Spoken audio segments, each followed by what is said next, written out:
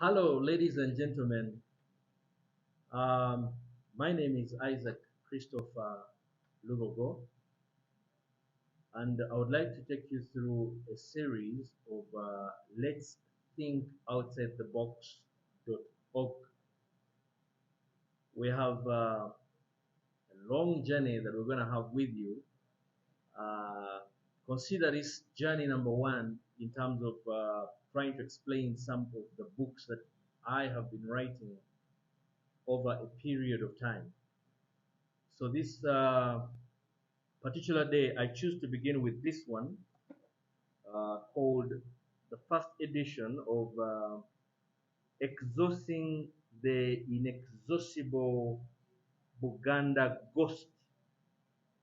Exorcising the Inexorcible Buganda Ghost.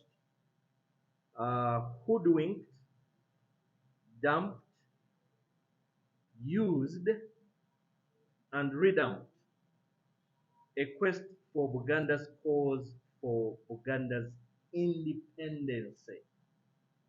And I'll begin with a disclaimer. The things that I am about to say do not necessarily infer in any way to cause any kind of rebellion or any kind of agitation amongst the people, particularly the wonderful people of Uganda. Consider this an intellectual discourse where we're going to discuss chapter by chapter of what entails in this magnificent book. So, ladies and gentlemen, my purpose today is to go through with you some of the expected things that we are going to find out in this book called Exorcising the Inexorcible Buganda Ghost. Um, it has about 13 chapters, so we expect to have about 13 seasons, if you like.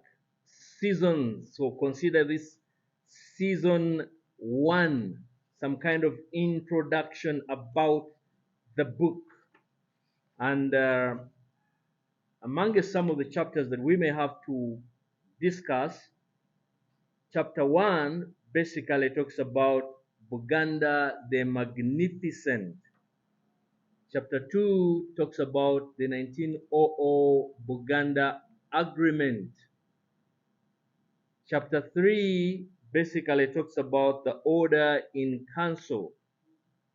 By the way, under chapter 2, we shall talk about the applicability of a test of a valid contract on the 1900 agreement. Chapter 3 basically talks about the order in council, particularly 1902. Chapter 4 talks about the developments in the protectorate from 1920 to 30.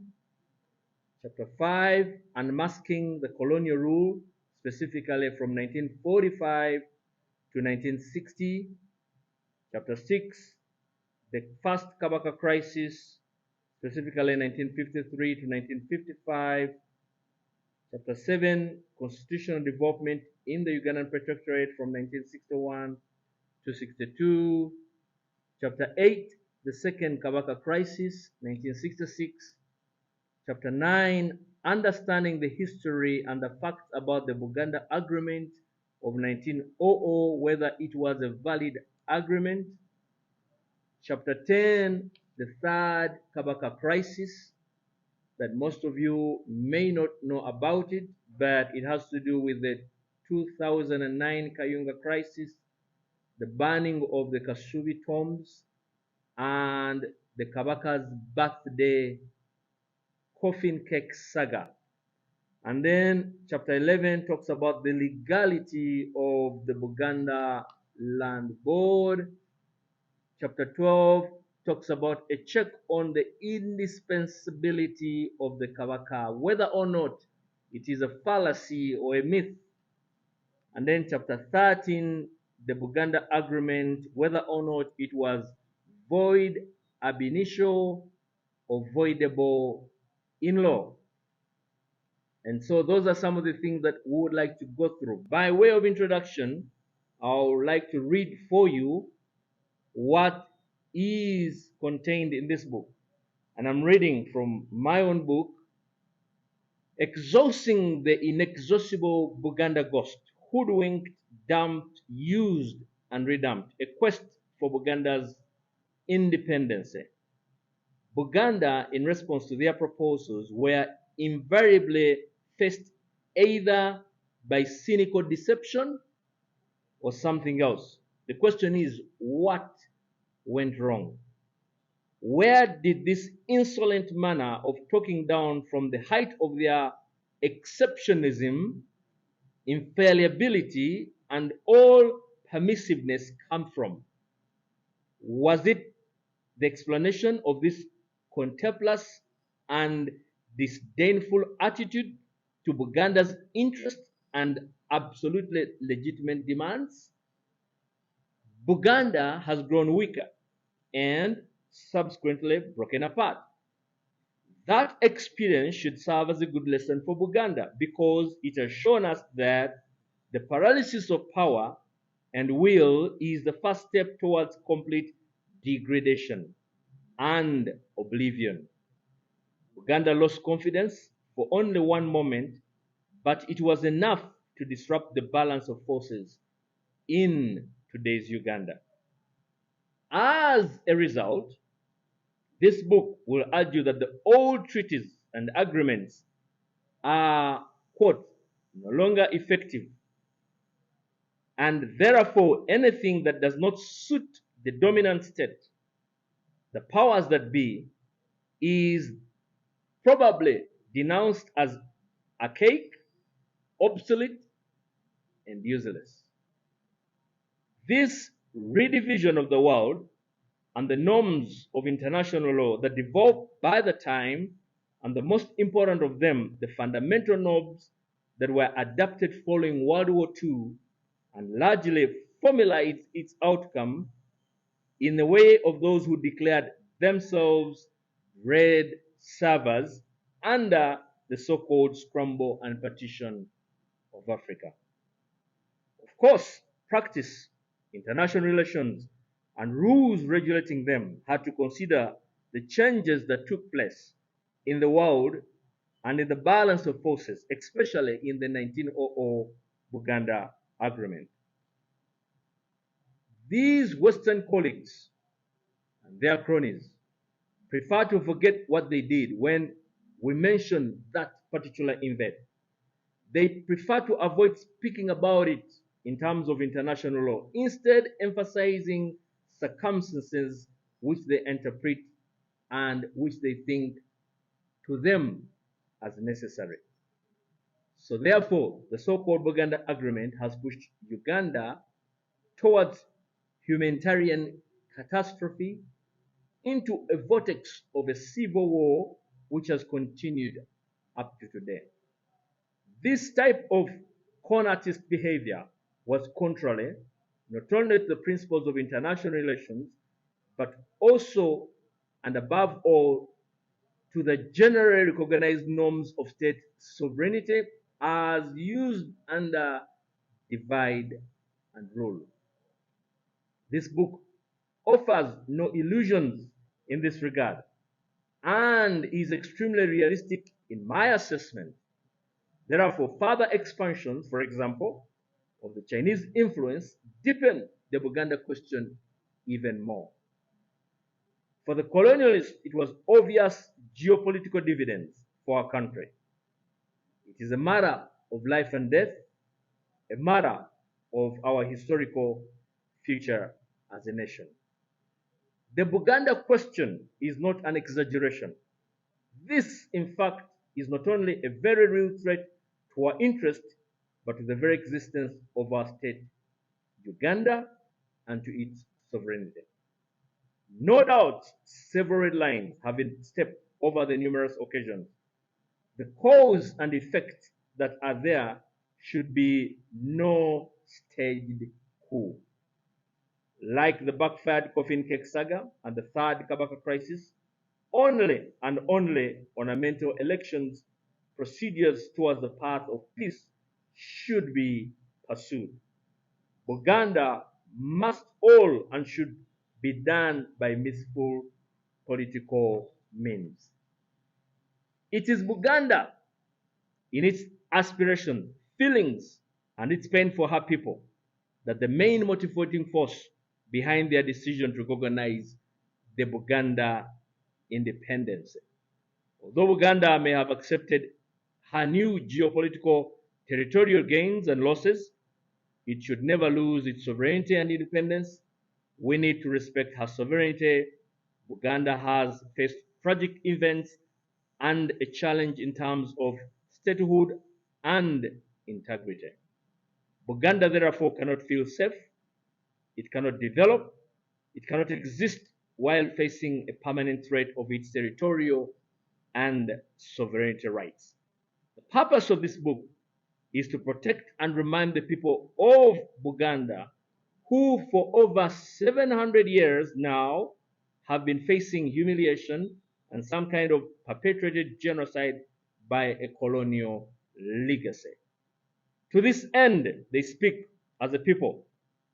They seek to redeem, to find, and take back their righteous God-given sovereignty. It is not my desire to plan and advocate for a Buganda territory. I do not intend to impose anything on anyone by force. At the same time, but history has it for a number of statements coming that whatever documents, particularly the 1900 agreement, was probably a mere puff from the colonialist point of view, and therefore no need to abide by documents setting forth from the outcomes of World War I and World War II and signed by totalitarian Western fascists, racial regimes. This book asks that magic question. How can Buganda respond to that? A nation like Buganda should enjoy a right to self-determination, which is enshrined under Article 1 of the UN Charter. Freedom guides our policy. The freedom to choose independence, our future, and the future of Buganda's children. Buganda must abide and be able to enjoy this right to make a free choice. In this context, I would like to address the unsettled Buganda question. Buganda is obliged to protect her sovereignty from those who stole it from her. Their choice is in favor of being with their historical homeland, a sovereign, probably independent Buganda. The current events in Buganda and Uganda generally have everything to do with the desire to exorcise this unsettled Buganda ghost. In quest for its independence, which has existed for over 700 years, those who took Buganda hostage used it against them and played a very unfair game, used illegal social contracts like the order in council, inception clauses, reception clauses, and particularly the 1900 Buganda Agreement, which for all intents and purposes were done with a minor Daudi Chwa and compromised regions with no legal authority and therefore no contractual capacity. Biased, tainted, with malafide, frivolous, and vexatious, only to serve their own selfish ends. To use Captain Freddy's words, or Kabaka Frederick Mutesa's words, we are acting to defend ourselves from the threats that created us and from a worse peril than what is happening now. My emphasis added. By allowing Buganda to be used as a staging force to coerce Uganda and to align British interests along with the Nile Basin Valley, led to interfere in Buganda's affairs while strengthening Buganda from within as a single whole, but weakening Buganda from outside. The British exploited Buganda's best weaknesses, that was its expansionist tendencies, and preyed on Buganda's desire to extend its borders for a mere 3 counties to its present almost 20, but at the expense of its sovereignty and independence. The book, therefore, addresses the loss of military force of the Bamboa, reducing one of the best naval force in the Inter-Lacustrine area to a mere Vioya Bianswa. The Buganda fathers, grandfathers, and great-grandfathers did fight the occupiers and did defend their common motherland. To allow today's continued decolonialism to seize power in Buganda is to hoodwink, use, dump, and redump Buganda. The Kabaka swore the oath of allegiance to the people of Uganda and not to the colonial government. The people's adversary, which plundered Buganda and humiliated the Buganda people. In other words, I want to emphasize again that all the responsibility for the possible loss of independence of Buganda will lie fully and wholly with the leaders of the time. That is the introduction. Ladies and gentlemen, even as we continue, there's a lot of discussions that we're going to have in this book. And in my next season, I'll be talking about the magnificent Buganda. How beautiful Buganda was. How magnificent Buganda was.